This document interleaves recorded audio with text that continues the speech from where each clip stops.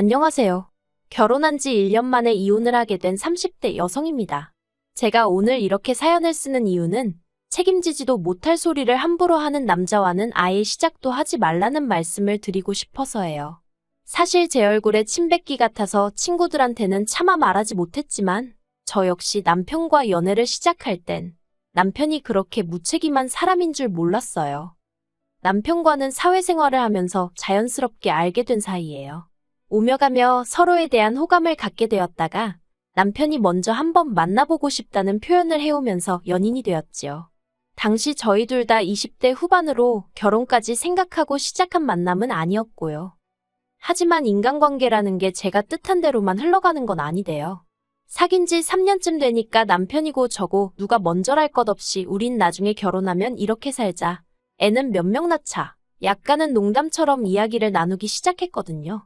근데 솔직히 연인 사이에 의뢰하는 이야기 정도로만 생각했던 제가 어리석었지요. 왜냐하면 그러다 보니까 어느샌가 저희 둘이 결혼하는 게 당연한 일처럼 되어 있었거든요.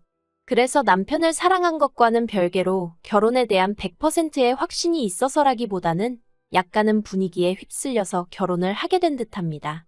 다른 사람들의 생각이나 시선보다는 제 마음의 소리에 좀 더 귀 기울이고 스스로에게 솔직했어야 하는데 말이지요. 신혼살림은 저희 둘의 직장이 있던 지역 내 작은 아파트에서 전세로 시작했어요. 시부모님이나 친정부모님이나 다행히 당신들 사는 집하고 노후 준비 정도는 되어 있었지만 결혼하는데 현찰다발을 턱턱 내주실 상황은 아니었거든요. 그래서 남편과는 처음부터 우리 두 사람의 능력으로만 시작하자고 약속을 했었어요. 쓸데없는 허례허식도 상의 끝에 생략했었지요. 하지만 어째서인지 저도 남편만큼이나 받은 게 없었는데 언젠가부터 어머님과 신우는 걸핏하면 제가 빈몸으로 시집왔단 소리를 해댔습니다. 그리고 더 화가 나는 건 그런 소리를 듣고도 남편은 저를 대신해서 말 한마디 해주는 법이 없었다는 거예요. 결국 참다 못한 제가 어머님 면전에다 대고 제 친구들은 남자 쪽에서 집도 해오고 차도 사오던데 저는 무슨 팔짠지 모르겠다고 해버렸어요. 남자가 모아둔 돈이 없으면 시부모님이라도 해주시던데 하면서 말이에요. 이런 대화가 신혼 초에 있었으니 이후로 시부모님과 신우 그리고 제 관계는 금세 안 좋아졌습니다. 솔직히 갓 시집온 며느리였던 제 입장에선 시댁 식구들과 껄끄러운 사이로 지낸다는 게 얼마나 부담스러운 일이었는지 몰라요. 하지만 계속 제가 참고만 있었다면 저희 어머님이나 신우 성격을 봤을 때 어디까지 참나보자는 식으로 저를 무시하고 막대할 게 뻔했거든요. 그래서 마음은 불편했지만 후회는 없었습니다. 그리고 그때부터 어머님이나 신우는 제 말 한마디 행동 하나하나 관찰하며 한마디로 물고 뜯을 궁리만 하는 사람들 같더라고요. 그런데 제가 영 두 사람 눈에 거슬리는 짓을 안 했던지 급기야는 결혼한 지 반년이 다 돼가던 시기에 난데없이 집들이는 왜 안 하냐고 화를 내는 게 아니겠어요. 허심탄회하게 털어놓겠습니다. 집들이를 안 했던 이유는 단순했어요. 일단 저희 아파트는 지어진 지 30년 가까이 된 구축이었거든요. 그래서 벽이 무너졌거나 물이 안 나오고 그런 것은 아니었지만 어쨌든 요즘에 지어진 집들처럼 환하고 세련된 멋은 없었지요. 하지만 제 집도 아니고 전세였으니 답답하긴 했어도 제 생돈을 들여서 고치기는 그렇더라고요. 그래서 그나마 새로 한 것이라곤 도배밖에 없었고 상황이 그렇다 보니 좋은 가구를 들이기도 그렇더라고요. 그래서 언제가 될지 기약은 없었지만 그래도 언젠가 전세가 아닌 자가를 사게 되면 그때 좋은 가구를 사자는 생각으로 일단은 저렴하게 중고시장에서 장만한 가구들이 대부분이었습니다. 그렇다 보니 솔직히 살기야 살고 있어도 남을 불러서 자랑을 한다던가 그러고 싶은 마음이 없었네요. 한편 결국 남편이 저에게 통보하듯 집들이를 하기로 했다고 알려왔어요. 제가 남편에게 적어도 나랑 상의는 하고 그런 결정을 내렸어야 하는 거 아니냐니까 자기도 어머님과 신우한테 시달리는 게 너무 힘들어서 충동적으로 그랬다나요. 그리고는 어차피 한 번은 해야 할 것 같으니 좋은 마음으로 하잡니다. 저는 너무 짜증이 났지만 한편으론 그래 남편 말대로 어차피 한 번은 거쳐야 할 관문이면 매도 먼저 맞는 게 낫지 그렇게 생각하기로 했어요.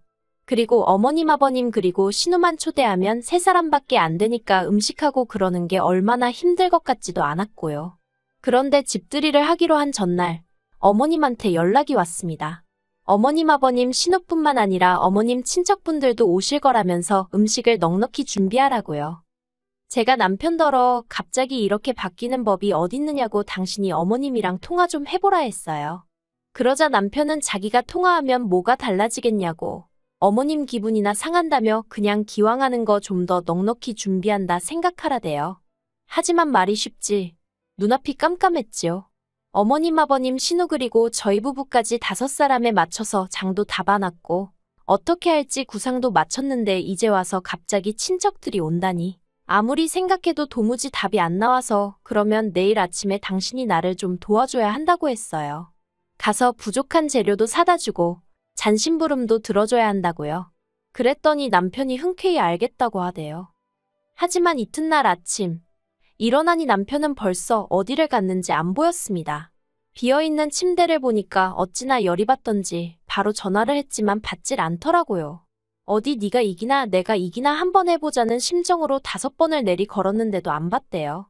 그리고는 11시가 다 되어서야 집에 왔는데 어딜 갔다 오느냐니까 밖에 날씨가 너무 좋아 보여서 뒷산에 갔다 왔답니다. 어처구니가 없고 남편이 어찌나 한심해 보이던지 제가 남편더러 장난하는 거냐고 쏘아붙였어요. 그랬더니 지금부터 도와주겠다나요? 저는 됐다고 남편에게 대꾸하곤 입고 있던 앞치마를 풀어서 남편 가슴팍에 집어던졌습니다. 그리고는 나머지는 당신이 알아서 하라고 했어요. 장봐오기부터 시작해서 밑준비까지 제가 다 했으니까 굽던지 찌던지 그건 당신이 알아서 하고 손님 맞이하라고요. 그러고 저는 제 핸드폰과 차키를 챙겨서 현관을 나섰습니다. 남편이 저더러 이렇게 해놓고 지금 어딜 가냐며 화를 내길래 나도 날씨가 너무 좋아 보여서 친정에 간다고 받아쳐버렸지요. 그리고는 저는 진짜로 친정에 갔어요. 사실 친정은 저희 집에서 차로 40분 거리로 그렇게 멀진 않았거든요. 하지만 결혼 후에는 특별한 이유 없이는 찾아가지 않았습니다. 친정 부모님도 각자 하시는 일이 있어서 바쁘시기도 했고 솔직히 결혼 후부턴 보통 힘들고 지칠 때마다 친정 생각이 많이 났는데 행여 친정 부모님이 속상해하실까봐 더 발걸음을 안 한 것도 있네요.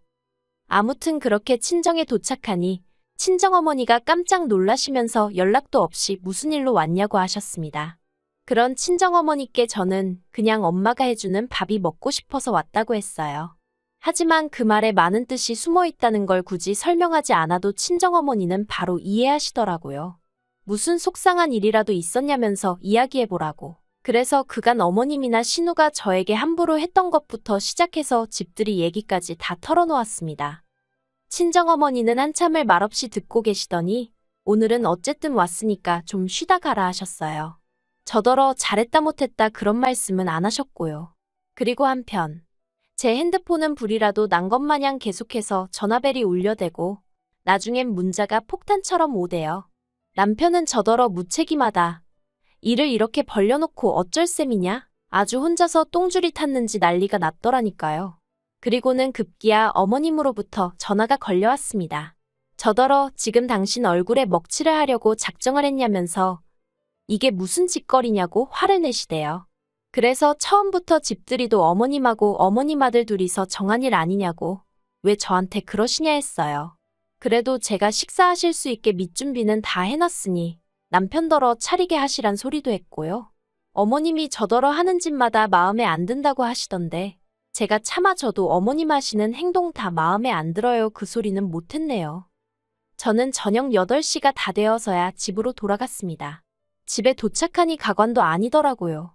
부엌은 엉망이 되어 있고 거실에서 뭘 했는지 장판도 여기저기 찍혀 있고 전세 끝나고 물어주고 나갈 생각에 벌써부터 머리가 지끈거리더라니까요. 그리고 그때 남편이 저를 보더니 진짜 이렇게 했어야 했냐입니다. 그래서 저도 남편에게 당신은 내 부탁을 귀등으로도 안 듣지 않았냐고 그래놓고 나에게 뭘 바라냐 했어요. 그러자 남편이 할 말이 없다면서 이렇게 제가 화를 낼 줄은 몰랐다고 미안하다 하대요. 솔직히 그 미안하단 말 한마디에 제 마음이 전부 다 풀리지는 않더라고요. 하지만 친정부모님이 하신 말씀도 있고 일을 더 키우고 싶지도 않아서 그 정도로 하고 넘어갔습니다. 그런데 이게 웬걸. 사람이 집어릇게 못 준다더니 또 무턱대고 일을 벌려놓고 저를 찾더라니까요. 지난달 어머님의 생신이었어요. 진작부터 남편과는 양가 부모님 생신은 각자 알아서 잘 챙기자는 쪽으로 이야기를 했었거든요. 그래서 친정부모님 생신 때도 제가 주도하여 남편을 데리고 가서 밥 한 끼를 먹고 왔고요.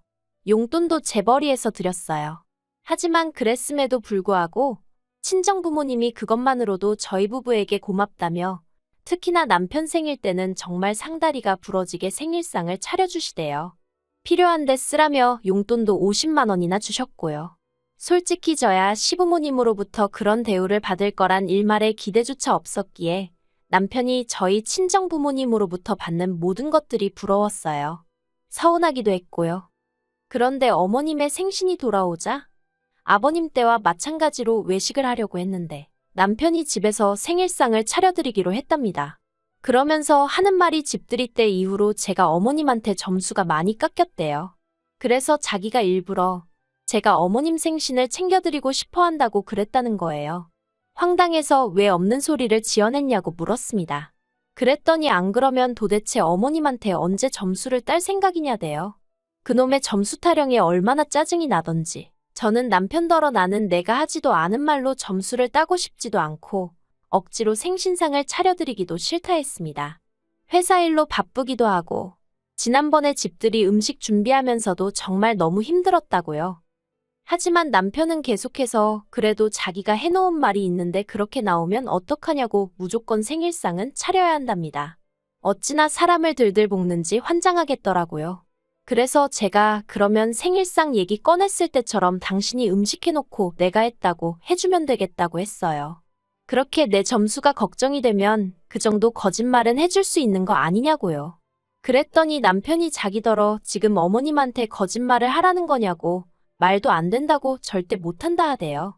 그래서 제가 말이 안 되는 건 아냐고 그런 사람이 왜 가만히 있던 나를 팔아서 나를 난처하게 하느냐고 아무튼 나는 생신 파티인지 뭔지 못한다고 안 한다고 했어요.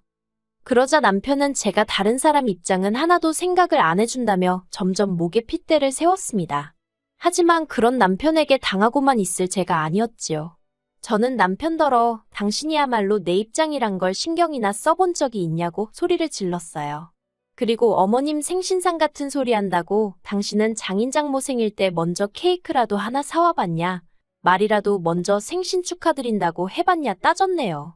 어쩌다 처가에 가게 되면 도살장 끌려가는 소마냥 뒤에 따라와서 주는 밥이나 처먹고 말 한마디 없이 있다가 오는 게 전부면서 나한테 어떻게 어머님 생신 어쩌고 그딴 소리를 할 수 있냐고 염치라는 게 있긴 하냐고 정말이지 그간 마음에 쌓였던 이야기가 전부 다 쏟아져 나오더라니까요.